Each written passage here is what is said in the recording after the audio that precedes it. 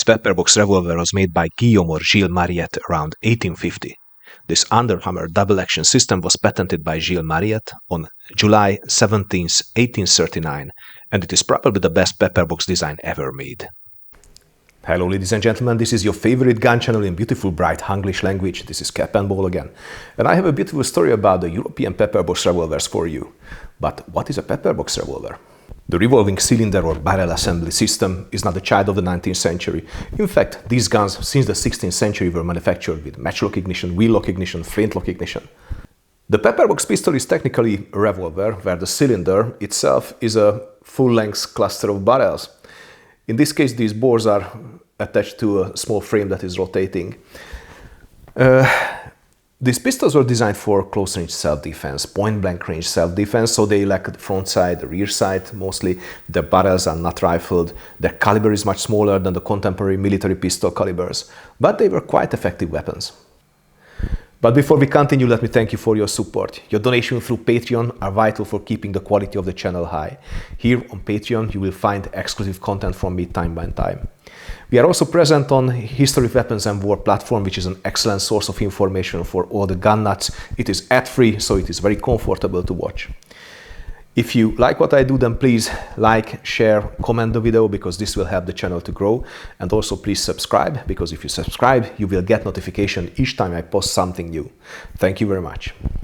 Before the age of metallic cartridge, there were many types of Pepperbox revolvers available. But from the direction of loading, we can separate them into two great classes. The first one was the muzzle loading class, which means that you pour the powder into the muzzle, then put a patched round ball on top, push it down firmly with a ramrod, and there you go. You do the same as you do it with a normal muzzle loading gun. The second type, like this, made by Mariette, had unscrewing barrels, which means that you could remove the barrel for loading.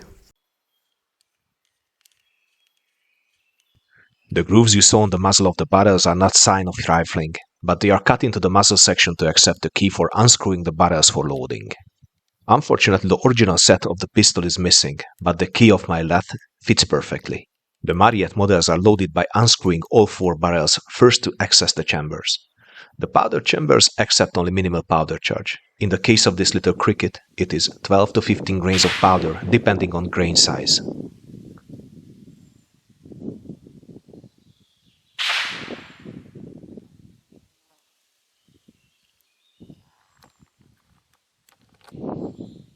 When the chambers are fully filled, the lead round balls are placed on top. The smoothbore of the pistol is around 38 caliber, so the projectile I use has a diameter of 383, so it stays firmly on the place if the barrels are replaced. Lubrication of the ball is not necessary.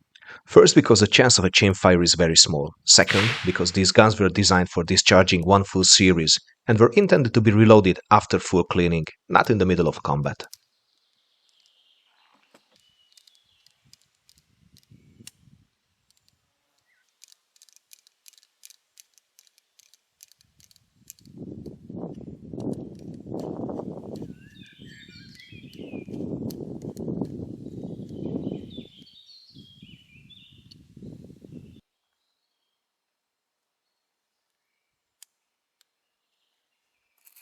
The nipples accept normal 4mm caps.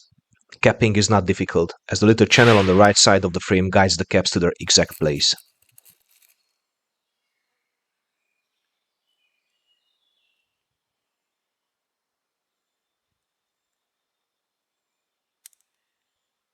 The key idea behind the design was always the rate of fire, the high rate of fire. Now these pistols, this 4-shot pistol for example, is capable of discharging all the 4 shots within 1 or 2 seconds, which is excellent firepower.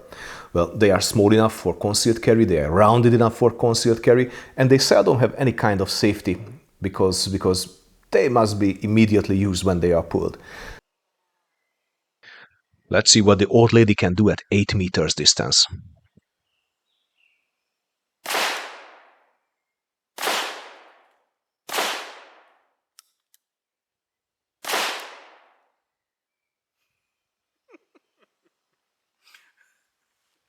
Loud little cricket.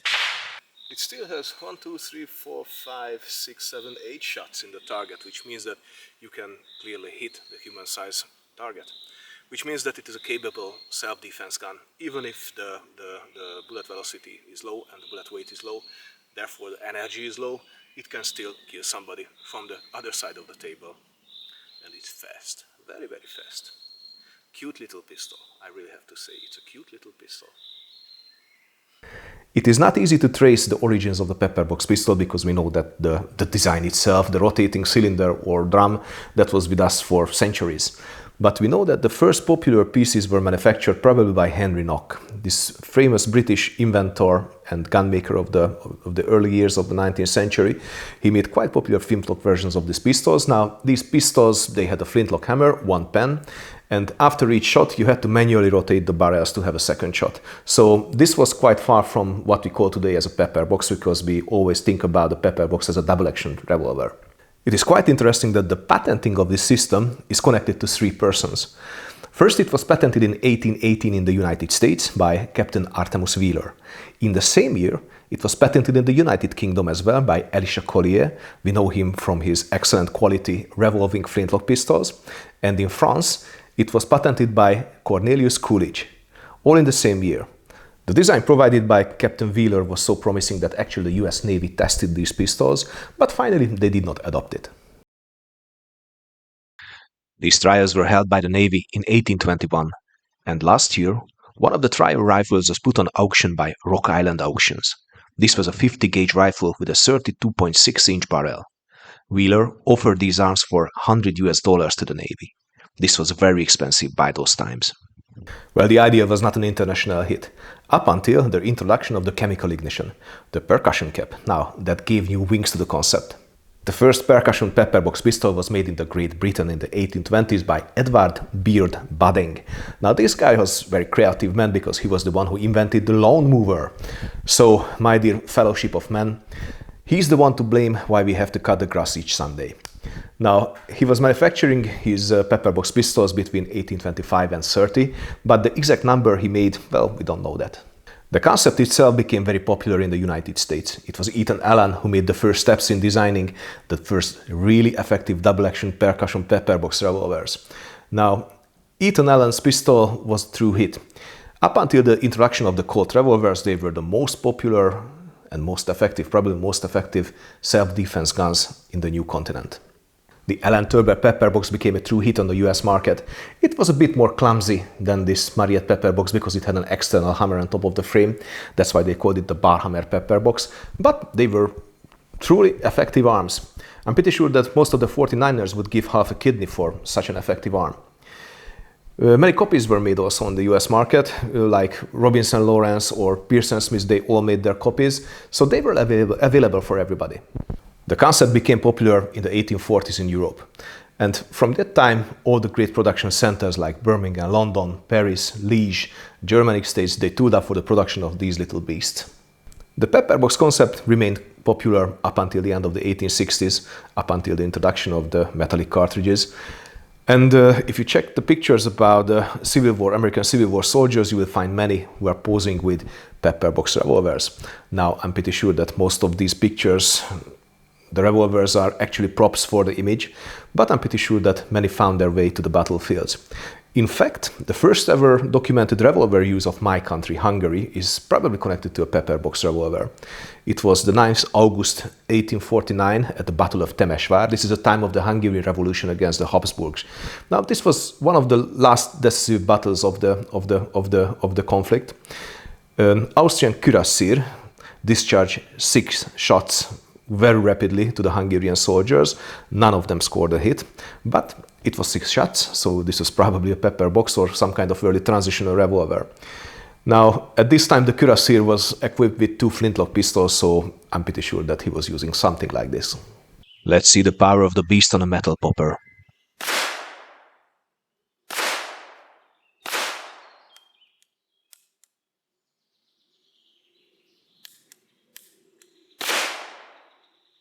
That was 4 hits with a minimal movement.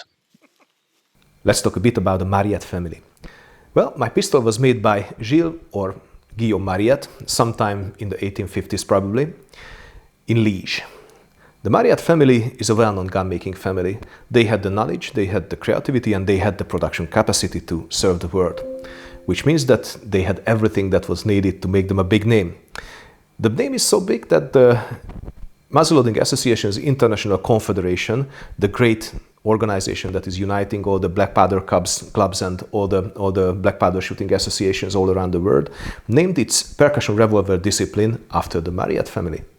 Liege is one of the most important production centers in Europe. In the very beginning of the 19th century, they already had 70 to 80 gunsmiths working in the city, which is a large number. Gilles and Guillaume, they were brothers, and probably in most cases they were working together. They had that workshop in the banks of the river Meuse, just north from Liege, in a small village called Cherrat. And I'm pretty sure that Guillaume was the more creative from them, because up until 1888 he filed 22 patents altogether. Sometimes it is not easy to properly identify which Mariette made the pistol. First, because the Mariettes were working together, like these two brothers. Second, because other than these two Mariettes that were working in Cherrat, there were at least 12 other Mariettes that were working in the city up until the end of the 19th century. So it makes sometimes your life hard. But this pistol was surely made by them, because you can read Mariette brevet on the grip. Brevet, if my pronunciation is right, means patented in English. The pistol was proved in Liege, according to the ELG proof mark. This was used for all guns as a single proof mark until 1853, so this pistol was definitely made before 1853. The little pistol has a distinctive ring trigger that is operating the complete mechanism. The hammer is located under the pistol, just in front of the axis of the trigger. The hand rotating the barrel assembly is behind the united breech of the 4 barrels. There is no cylinder, stop or bolt. The indexing is done by the hammer itself.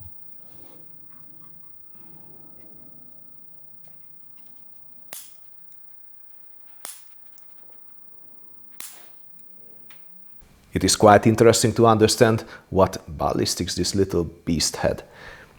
The powder charge is small, the caliber is small, the bullet is light. So let's check what energy we can squeeze out of this little pistol with a full charge.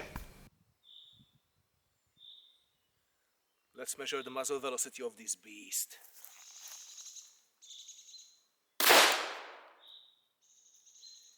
99 meters per secondum. What a fast bullet. 65. Getting worse. 138. Now that's a compensation.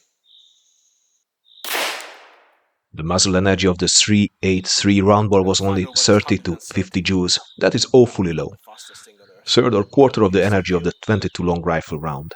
I used 2F Swiss powder, so I'm sure that with finer powders there are some more joules left in the system. But still, let's admit, this is quite weak.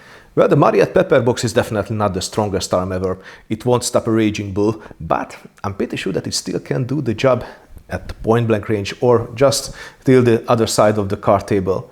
So ladies and gentlemen, thank you very much for watching. You've been watching the Capandball YouTube channel. If you like what I do, then please subscribe so you get notification about the new videos. Please like, share, comment the video, because this will help the channel to grow. If you wish to support me, please do it through Patreon, where you will find exclusive content. And we are also present on History of Weapons and War platform, which is also an excellent source of information for all the gun nuts all around the world. So ladies and gentlemen, up until next time, stay cool and keep your powder dry.